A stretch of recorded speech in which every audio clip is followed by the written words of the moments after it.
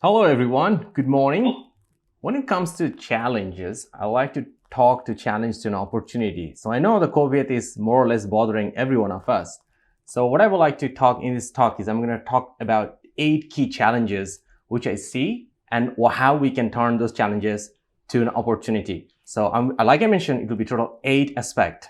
So please go ahead and take notes, and I will be joining on in this Q&A session as well too. And I will also share with you if you want to reach me after that one too, with all the platforms, so you can reach me out after how it is going on to help you and move forward to take the next step. Because I'm going to give you the practical steps of 8 steps which you can take notes and go back to your hospital and you can start working on that immediately, because such a big opportunity is there. And what are those big opportunity I'll be sharing with you as well too. So after working like last 15 years in IT field, this is what I realized. What is IT? Yeah. Sure. Thank you. So let's give a big hand to these student leaders to bring the training to you. Why don't you give a big hand to them? Just to share you one thing, when you talked about a telehealth service provider, there are 3 key players you see. One is the patients who really comes with your customers. Some people hate to say it customers. Some people say it should be customers. The second thing is the hospital, the people, everyone working in the hospital to create that services. And number 3 is a tech platform, which actually sitting on a middleware between you and your patients to provide the opportunities and challenges for each of the aspects. So as we know that most of the audience today here are mostly from hospitals. So I'm going to be focusing more about the hospitals and will not be focusing much about the tele solution provider. But however, if you're watching, any one of you guys, bring it up your questions in a Q&A session. Love to answer you. Plus, you can also reach me up later, which I will be speaking shortly as well, how you can reach me as well to any of my presentation. So stick around.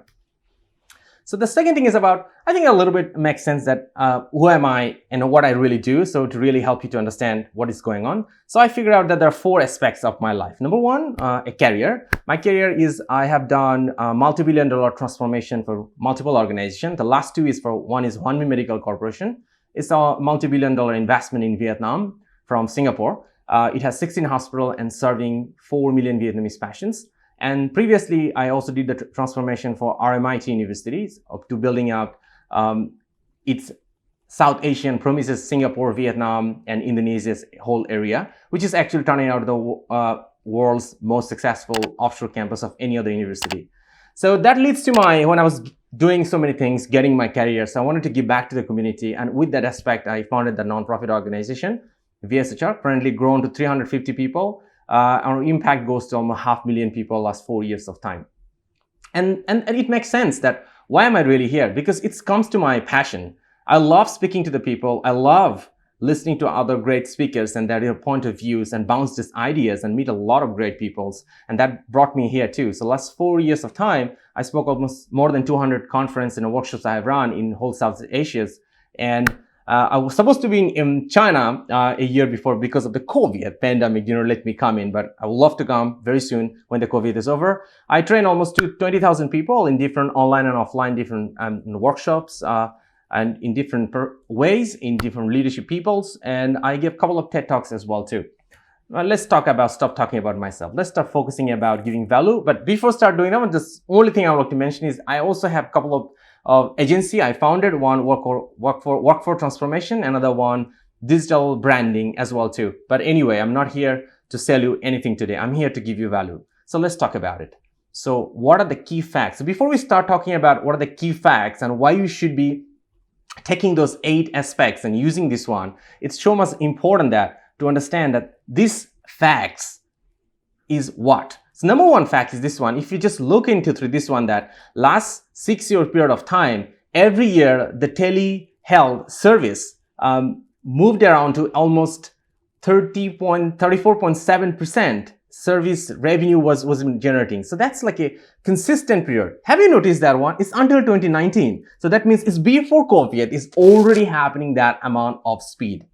So that means there's something great, right? So it's already great increase of 34.7. But after COVID, it's a huge impact. So that's the part I'm coming in as well, to stick with me. So with this one, that now you can see this one is, there's almost 4x, 45 billion to 175 billion is that 6-year period. From now to next to 2016 is that means 4-fold will increase the size. So have you seen that opportunity there? There is a big opportunities into that one too. How it makes sense? I'm coming. Stick with me. Have you seen this presentation with this one, that you can see this one, that adaptations of telemedicine move from 11% of user to 76% or more people are willing to use that thing. So that's a huge ramp up. So that means the customer are all much willing to take on that initiatives to be part of that one too. And then there are more other information, so I don't want to go so much about it. This is also for McKinsey as well. I'll share, the slide will be sharing to you. You can look at this thing, but let's just move on. Let's talk about the thing. But this is the slide, is thing I want to stick a little bit again as well too. You see this one, in April 2020, there was a huge spike of telemedicine utilizations. And then since April until now, it's been very stabilized.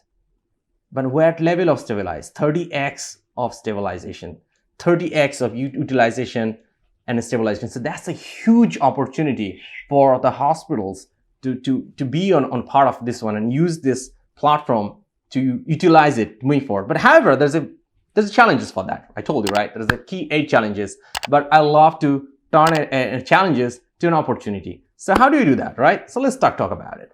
So again, just to highlight the 3 aspects: hospital,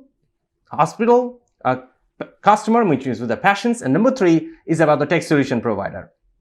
I told you that I made the social contract with you in the beginning of the conversation, that I'm not going to focus much about tech providers, because most of the audience here are from the hospitals. So I'm going to focus on that one, hospital and patients. So now, when you look into this one, the number 1 aspect will be the patient's privacy and the data. So you got to have the right platform and solutions to provide that one too.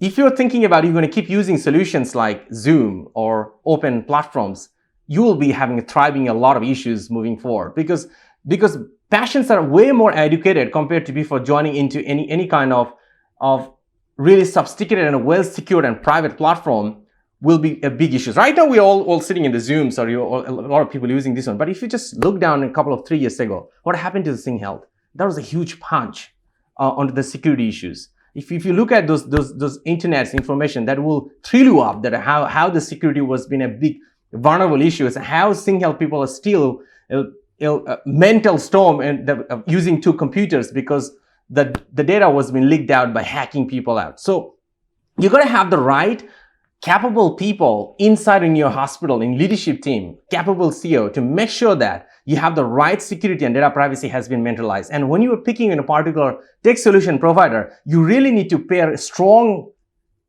attention about this on how the data will be used. If you're already using the Zoom, you probably already faced a problem for that as well too. Because the last year, there was a huge problem with the Zoom and security issues. There was a big issue with that one. Now the second one, let's talk about the performance. The performance will be one of the key issues as well too, because the performance is the one where you need to scale up your solution, because your hospital will not be just local thing. It's going to be like a global thing. Your opportunity is so big if you just build the right capabilities. So you need to pay attention with a lot of performance. And with a great performance example, Google. Well, you even said that Google is the best one or not. I mean, last 2 years, I'm not really happy with the performance with the Google too.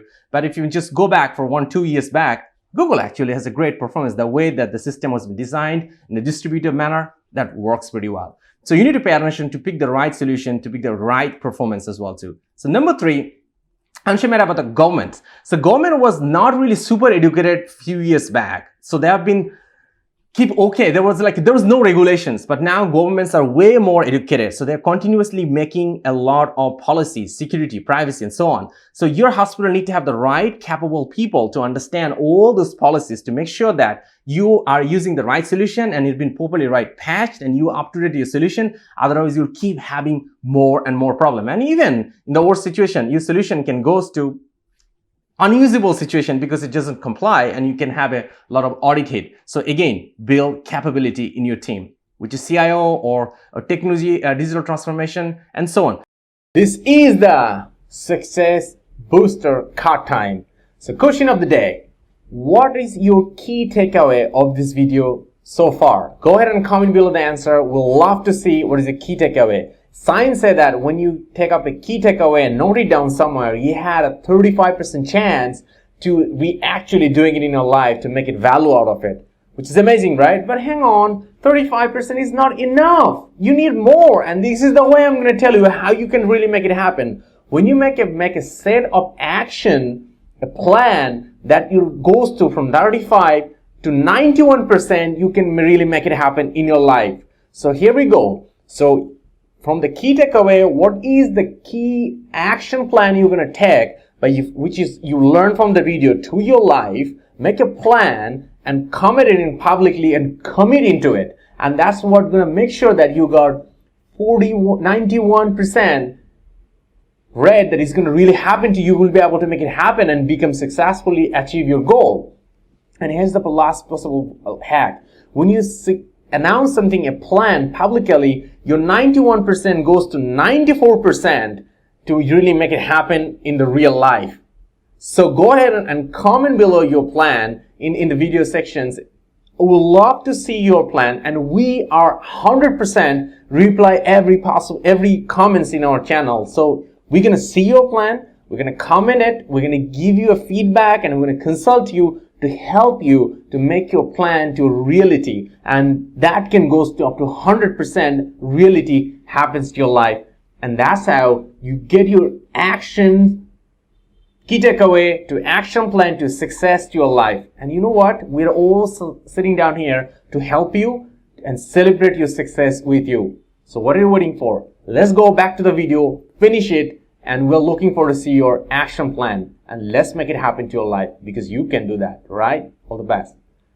Don't forget to make your plan, okay? Don't forget to make your plan. See you soon. So the number 4, I want to talk about the investment. People always in a business, we know that. We always wanted to put X and we want to get 10X output of it. But when the matter is about, you need to put the right investment to have the right capabilities in your team. Like in example, if you're looking into big hospital, beside having a CIO office, they also have a director of transformation, director of digital transformation team too, building a completely new capabilities to invest on that one to make sure that all the system are being properly executed, implemented, and monitored. So it's basically the 3 things they do: consult, review, and remove the risk, facilitate. So those are the key things be done, and you can see that how your organization, how big is the size, how big is the passion volume, and what is your return of investment, what is your turnaround every year. And based on that one, you need to have the right investment policy for that one as well too. So number 5 I'd like to mention is this one, is this. It's about your insurance, because currently you have a lot of insurance provider, right? Your customer is going to very sooner or later going to ask you to do a streamlined insurance providing solution to all of them. They just wanted to go on hospital. It's good, you've done. They're joining from the home, joining the telehealth. Insurance should be compliant, that one too. So you need the right solution who has the right compliance with your patients, customer, with your hospital, insurance provider, and even government insurance provider too, because many countries have government insurance provider. So it need to be well streamlined. So when you pick the right solution, you really need to pick the right one. And then the 6th one is about hospital is a very local business, but now it's time for you to think global, think bigger. It's not going to be around your area anymore. It's going to be whole city. You can even expand to the multiple cities, and even you can use different countries as well too, as long as you build different capabilities with the right tech solution. So that's why performance, security, all of things will be matter, because you need to think about cross-border privacy policy, cross-border government policy. If you don't, you will not grow up. You will give up the opportunity, because if you don't take the opportunity, there will be someone who will take. There will be someone from Singapore, someone from China, they will take, or someone from India, someone from Vietnam will take on that one. So you should be thinking about that one too.